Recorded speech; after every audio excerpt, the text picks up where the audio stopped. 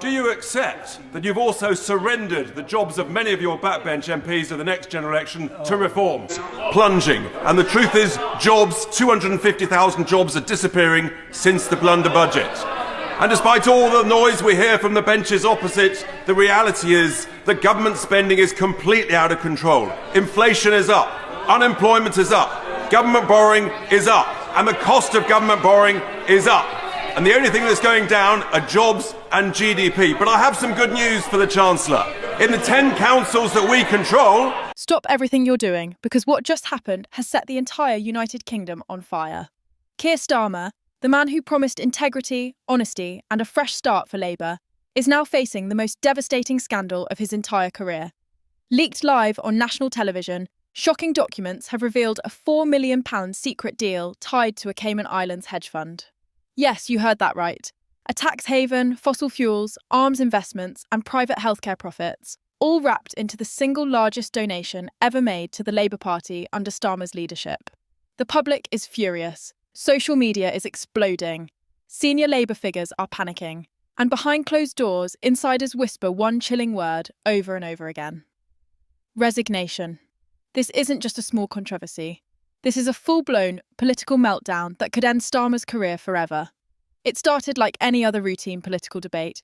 A quiet studio, a handful of journalists, a panel of political analysts. And then, without warning, the entire atmosphere shifted.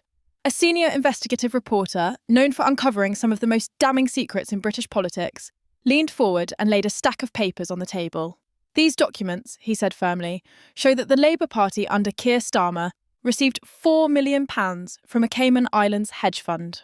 For a moment, the room went silent. No one breathed, no one blinked. What had just been revealed was not only shocking, it was catastrophic. This was no ordinary donor.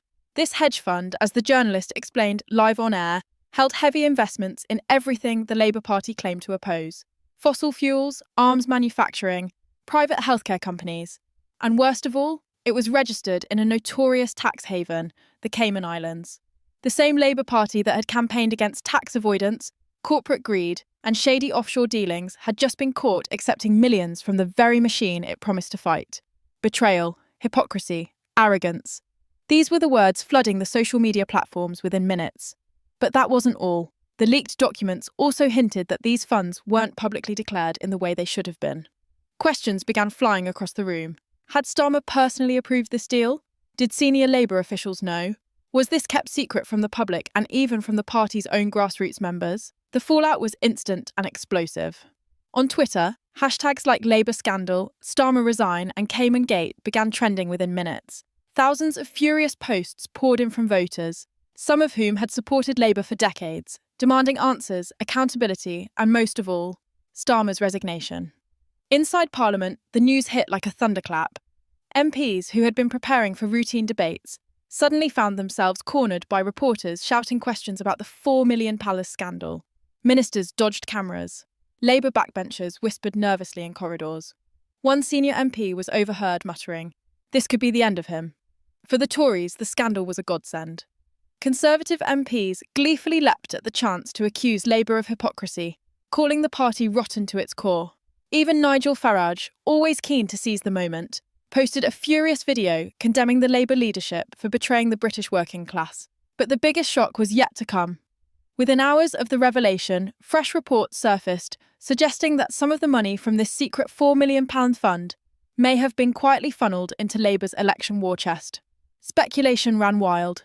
Had Labour's recent campaign victories been powered by dirty offshore cash? Were the promises of clean politics nothing but a lie? Political commentators warned that this was more than just a funding scandal. It was a ticking time bomb that could shatter public trust in Labour for years to come. And then came the press conference. A pale, tense-looking Keir Starmer appeared before the cameras late that evening. His voice was steady, but his eyes betrayed him. He denied any wrongdoing, calling the allegations baseless smears, and insisting that Labour's finances were above board. But the damage was already done. As he spoke, millions of Britons watched with folded arms and narrowed eyes, no longer willing to believe the man who had promised to clean up British politics. In living rooms across the country, the verdict was already being whispered. He has to go. Behind the scenes, the mood inside Labour headquarters was described as utter chaos. Senior advisers argued late into the night about the next move. Should Starmer resign? Should they fight the accusations and risk deeper exposure? One insider confessed anonymously to the press, "This is the worst crisis we've faced in years. He's finished, and he knows it." The panic was real. The fear was growing. Meanwhile, the public reaction continued to boil. On Facebook, hundreds of thousands of angry comments flooded Labour's official pages. Longtime supporters posted furious open letters, declaring their memberships cancelled. Voters who once stood by Starmer in the hope of change now felt deeply betrayed. "I believed him when he said he'd be different," wrote one lifelong Labour supporter. "Now I see he's no better than the rest." For the opposition, this was the perfect storm. The Conservatives, Reform UK, and the Liberal Democrats wasted no time in using the scandal to their advantage. Conservative ministers stood in Parliament waving copies of the leaked documents. Reform UK released scathing statements condemning Labour's corruption. The Lib Dems called for an immediate parliamentary inquiry. Every political enemy smelled blood in the water, and they were circling. But it wasn't just politicians who were speaking out. Ordinary Britons, from factory workers in Manchester to teachers in London, were voicing the same chilling demand. Starmer must resign. Call-in radio shows were flooded with furious voters. Morning news programmes ran special segments on the Labour crisis. Even comedians and talk show hosts couldn't resist mocking Starmer's downfall. The message was clear. The tide had turned against him. And so, as the first day of the scandal came to a close, the future of Keir Starmer's leadership hung by a thread. The whispers in Westminster grew louder. Would he step down before the week was out? Could he survive the storm that was now raging across Britain? Or was this truly the beginning of the end for the man who had promised so much and delivered so little? As dawn broke over Westminster the next morning, the fallout from the £4 million Cayman Islands scandal was already spiralling out of control. Inside Labour Party headquarters, what should have been a routine day of campaign planning and public outreach instead turned into a brutal internal war. Phones rang non-stop. Senior advisers barked orders. Frantic aides rushed between rooms with urgent updates. And in the centre of the storm stood Keir Starmer, his face pale, his jaw clenched, his future hanging by the thinnest of threads. The revelation of the secret offshore donation had triggered more than public fury. It had torn open deep, festering wounds within Labour itself. Whispers of betrayal filled the halls. Prominent shadow ministers, once fiercely loyal to Starmer, began to distance themselves. Carefully worded statements calling for full transparency, demands for an independent investigation, and quiet suggestions that maybe, just maybe, a change in leadership was now inevitable. Behind closed doors, the Labour Party's old guard, the seasoned MPs who had seen political careers rise and fall, were said to be in open revolt. One veteran figure, speaking to reporters off the record, delivered a brutal verdict. "This is fatal. The party can't survive another day of this scandal with him at the helm." Another insider confessed, "We warned him about taking these shadowy donations. He didn't listen. And now it's blown up in his face." Even Starmer's closest allies were wavering. Deputy leader Angela Rayner, long seen as his staunchest supporter, pointedly refused to appear at scheduled media interviews, sparking furious rumours that she was preparing to launch her own leadership bid. In the tea rooms of Parliament, junior MPs, terrified of losing their seats in the next election, grumbled openly that Starmer was finished and must be removed before the party collapsed entirely. The media frenzy only added fuel to the fire. Every newspaper ran front-page headlines screaming of betrayal and corruption. Starmer's came in catastrophe, blasted the Daily Mail. Labour in crisis, offshore cash scandals rocks. Starmer, thundered the Times. Even traditionally Labour-friendly outlets like The Guardian could no longer defend him, publishing blistering editorials calling the scandal an unforgivable breach of public trust. On television, political commentators picked apart every detail of the donation, each revelation darker than the last. The hedge fund's links to arms manufacturers, its investments in fossil fuel giants, its secret stake in private healthcare firms that profited during the NHS crisis. The picture was becoming painfully clear to the British public. Their would-be champion against corruption was no better than the elites he had sworn to fight. But the most devastating blow came not from the press or the opposition, but from inside the Labour Party itself. A group of 30 backbench MPs, representing key swing constituencies across the North and Midlands, held an emergency late-night meeting. Their conclusion: Starmer had to go. By sunrise, an anonymous letter had been leaked to the press, signed by every MP in attendance, demanding Starmer's immediate resignation, to restore the party's honour and prevent electoral annihilation. The letter was scathing in its language. We cannot, in good conscience, stand behind a leader whose actions have betrayed the principles of transparency, honesty, and integrity upon which our party was founded, it read. If Sir Keir Starmer does not resign within 48 hours, we will have no choice but to submit letters of no confidence and force a leadership contest. The effect of the letter was electric. Sky News broke the story live on air, prompting gasps from political commentators. BBC and ITV scrambled to confirm the rebellion. Twitter exploded with speculation. Would Starmer cave under the pressure? Would he fight and risk splitting the party? Or would Angela Rayner or another rival seize the moment and make their move for the leadership? Inside Labour HQ, the mood turned from panic to despair. It's over one senior aide was overheard saying, "The rebellion's real, he can't survive this." And then came the polls.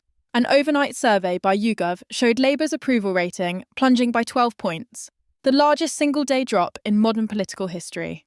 Worse still, in key battleground constituencies, support for Labour had collapsed entirely, with Reform UK and the Conservatives surging ahead. Voters, it seemed, had made up their minds. They could no longer trust Keir Starmer. One pollster described the shift as catastrophic, beyond repair. The message from the public was clear and brutal. They wanted him gone. The opposition wasted no time capitalising on the chaos. Rishi Sunak called an emergency press conference, standing before the cameras with a thin smile. For months, Sir Keir Starmer lectured this government about honesty and ethics, he began, his voice dripping with disdain. And now we see the truth. The leader of the Labour Party, caught red-handed taking secret millions from offshore tax havens, funds tied to everything Labour voters despise. This scandal is a betrayal of the British people, and it cannot be ignored. Sir Keir Starmer must resign immediately. Nigel Farage, always eager for the spotlight, posted a scathing video to his millions of followers. "I warned you about this man," he thundered. A fake, a fraud, a con artist posing as a man of the people while stuffing his war chest with Cayman cash. If you needed proof that Labour is finished, this is it. The video went viral in minutes. Even Liberal Democrat leader Ed Davey joined the chorus, demanding an inquiry into Labour's finances and Starmer's resignation. The political vultures were circling, and the Labour leadership knew it. Meanwhile, back in Westminster, the rebellion inside Labour gathered pace. More MPs publicly called for Starmer to step down.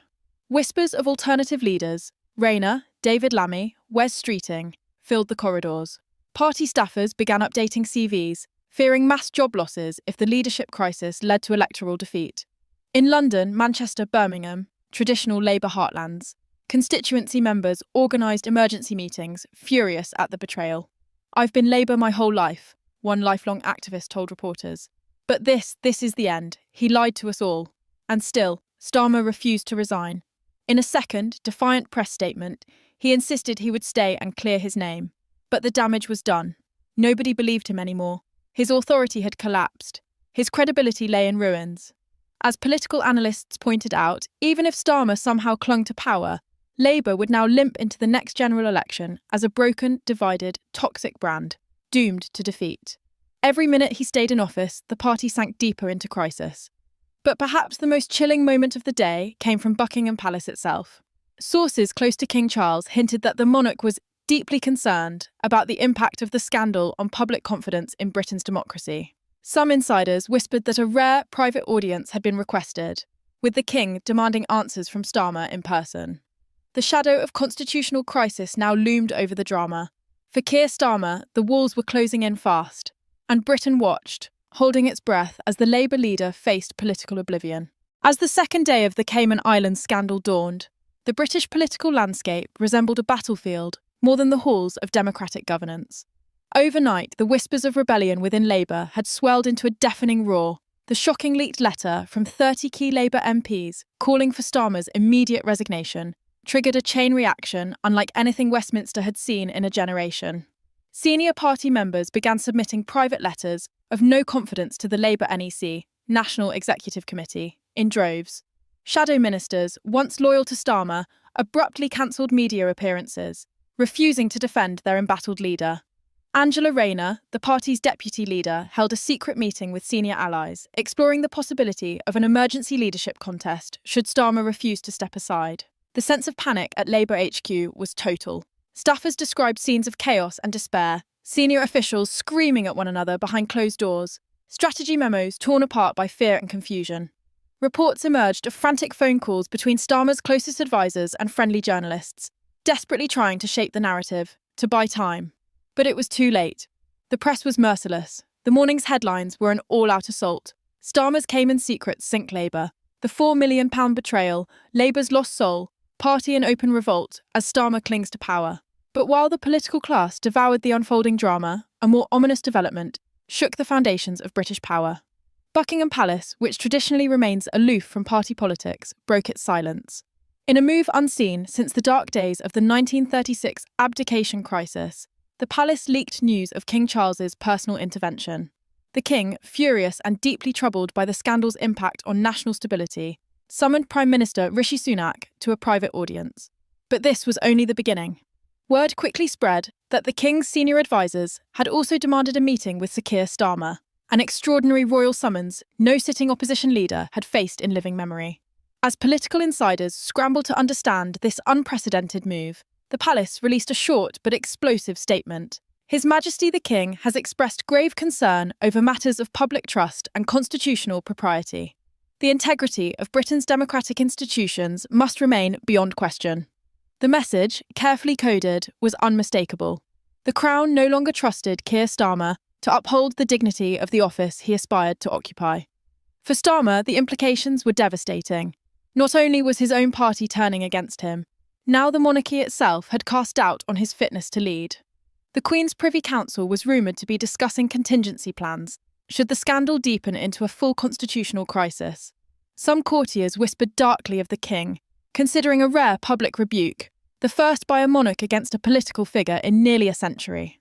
But the king's intervention was not the only threat tightening the noose around Starmer's neck. The Labour rebellion, emboldened by royal disapproval, grew fiercer by the hour. Angela Rayner's camp leaked details of an emergency leadership challenge.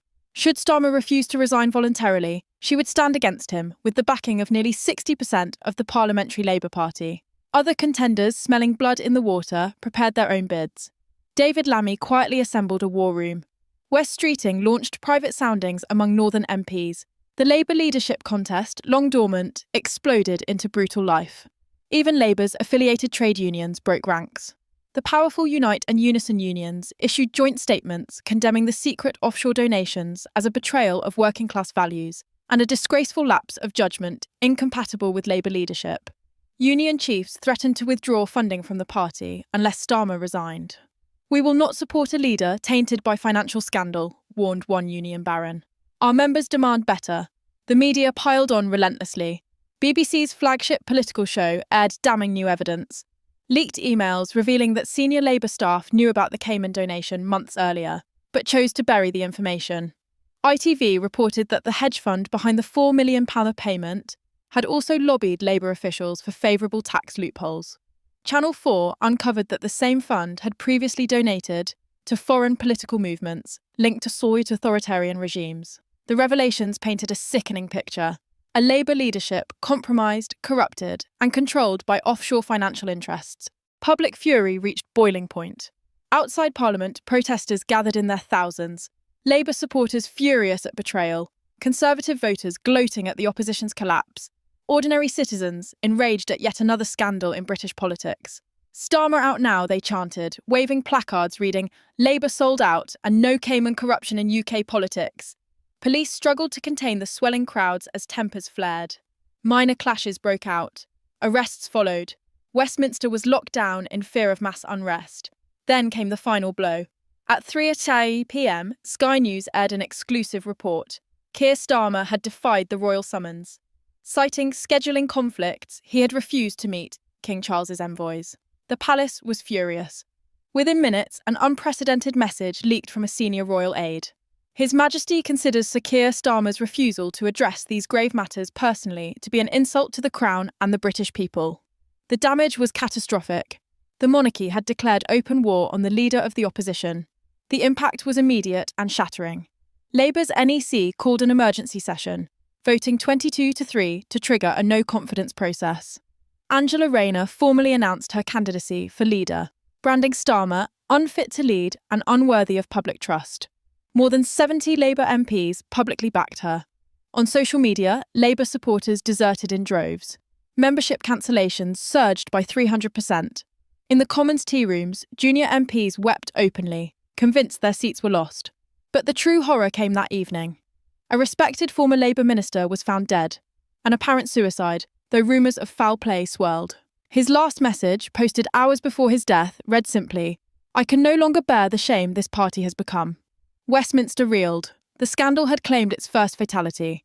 Police launched an urgent investigation. The sense of doom was complete. And amid this chaos, King Charles prepared for an extraordinary broadcast, the first royal address to the nation since the COVID pandemic.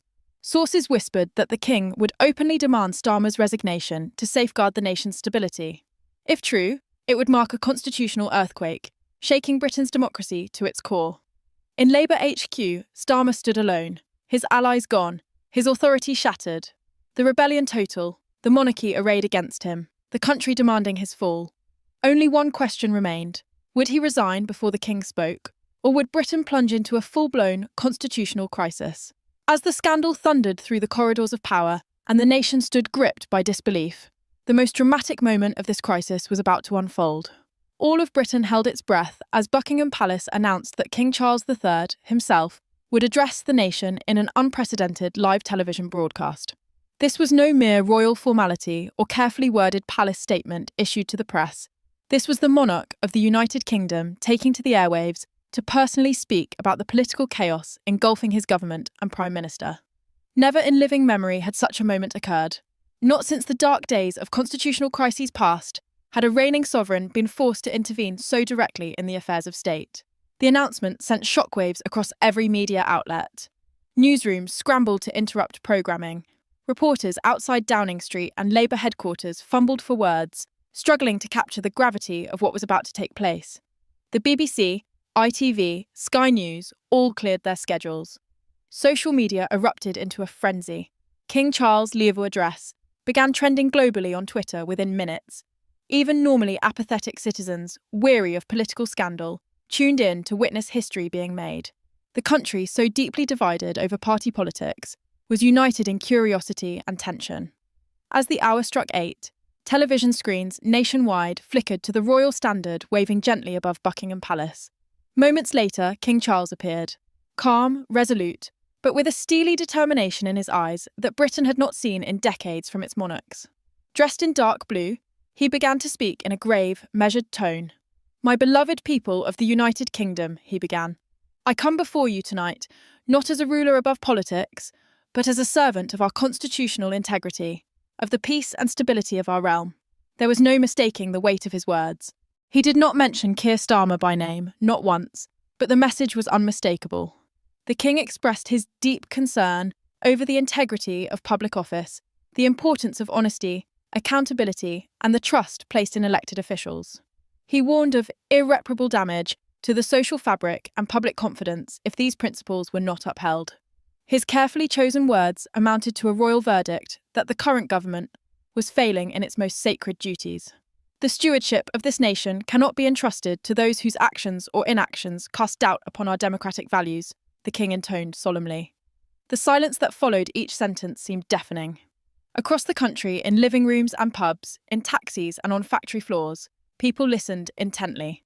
Historians, constitutional experts, and political analysts would later agree. This was the strongest royal intervention in modern British history. A quiet but firm command for change. While careful to stay within the bounds of constitutional propriety, the implication was crystal clear. The king had lost confidence in the Prime Minister's government. And then came the line that sealed the moment in history.